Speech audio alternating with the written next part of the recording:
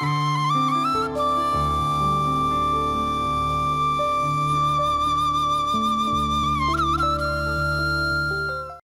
தொலைக்காட்சி பார்வையாளர்கள், வாசகர்கள் எல்லோருக்கும் எனது இனிய காலை வணக்கம்.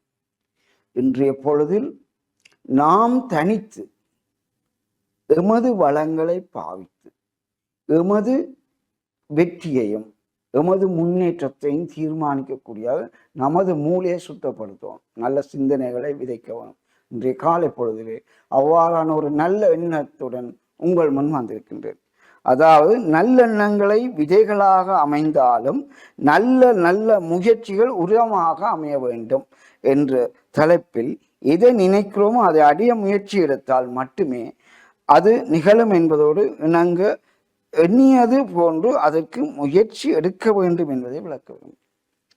இப்போ நாங்கள் மரம் ஒன்று நடுகிறோம், என்ன செய்வோம்? அதை தண்ணி ஊற்றித்தான் வளர்க்குறோம்.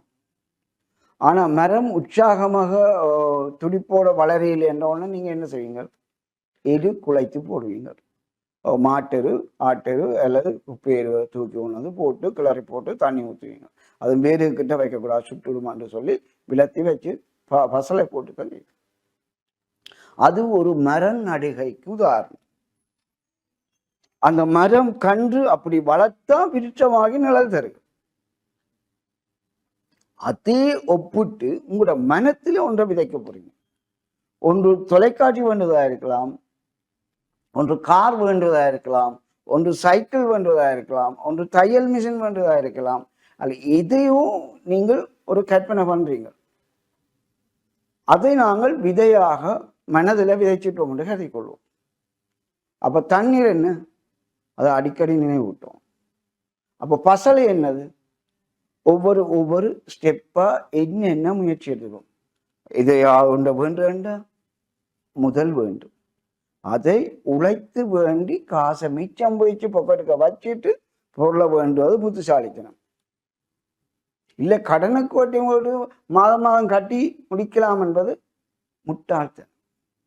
என் வேலை இல்லாம போனா பணம் செலுத்த முடியாது போயிடும், அது பொருள் பறிமுதல் ஆயிடும். ஆகவே எப்போதும் பணத்தை சேமித்து வைத்துக் கொண்டு வேண்டுகிற மாதிரி திட்டமிட வேண்டும். அப்போது பொருள் பறிமுதல் ஆகாது, மனத்தாக்கம் உளத்தாக்கம் ஏற்படாது. நாங்கள் முன்கூட்டியே சேர்த்து வச்ச காசுல வேண்டினால சந்தோஷமா இருக்கிறேன் என்று எல்லா வீடுகள்லையும் சொல்றதை நீங்க கேட்டுப்பார்.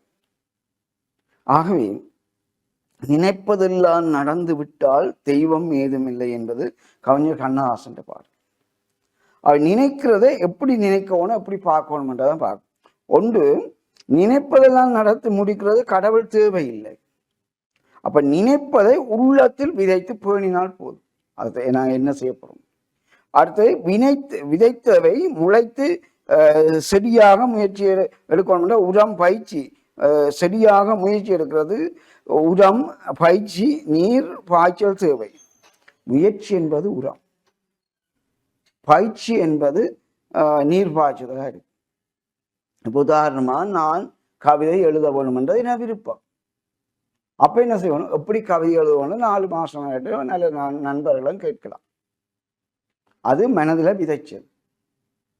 அப்ப எப்படி பசலையா கொடுக்கலாம்? நாங்கள் சாதாரண தாளுகளை பார்த்து கிறுக்கவும். பத்திரிகைகள்ல கவிதைகள் வரும் பேர், அதை பார்த்து அதே மாதிரி நாங்கள் மாற்றி அடிச்சு எழுதி பழவோம். அதுதான் பசலை. அப்ப எது நீர் பாய்ச்சுதல்? அதை தினமும் நினைவூட்டி நுழைவித்து எழுத பழகினால் கவிதை வந்துடும். பிறகு நாங்கள் எப்ப வெற்றி அடைகிறது? அந்த கவிதைகளை பத்திரிகைகளுக்கு அனுப்ப வேணும். அப்ப பத்திரிகை ஆசிரியர் குழு என்ன செய்யும்? உங்களோட கவிதை தரம் என்று தெரிவு செய்யப்பட்டால் நீங்கள் வெற்றி பெற்று விட்டீர். ஆகவே நினைப்பதெல்லாம் நடக்க வேண்டும் என்றால் மனதுக்குள்ள நினைத்தது நாங்கள் நிலத்துல கண்டு நாட்டின மாதிரி விதைத்து பசலை நாங்கள் முயற்சி செய்கிற ஒவ்வொன்றும். அந்த முயற்சி வெற்றியடைய பயிற்சி எடுக்கிறது நீர் பாய்ச்சுதல். இவ்வாறாக எங்களை நாங்கள் மேம்படுத்திக் கொள்ள சிந்திக்க வேண்டும் என்று கூறிக்கொண்டு விடைபெறுகின்றேன். நன்றி.